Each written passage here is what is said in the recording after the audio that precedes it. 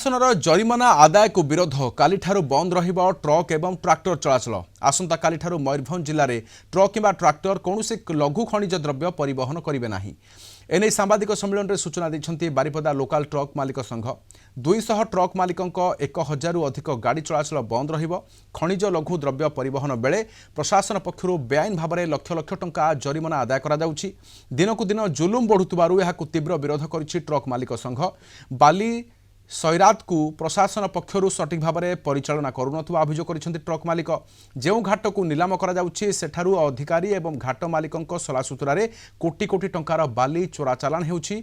एहाकु व्यवस्थित न करी ट्रक मालिक मानक उपरे प्रशासन जुलुम करुछि बोली अभियोग करी कालीठारु गाड़ी चलाचल बंद रखिबाकु घोषणा करिछि संघ। गुटे पटरे होछि प्रशासन अवहेला जोगु खादान बाली खादान एवं पथर खादान खोली पारु नाही सेपटे फाइन बढ़ला। तेणु यही परिस्थिति को लेकिन आउ जो गाड़ी वाला माने नाचार होती चलैबा परिस्थिति नहांती।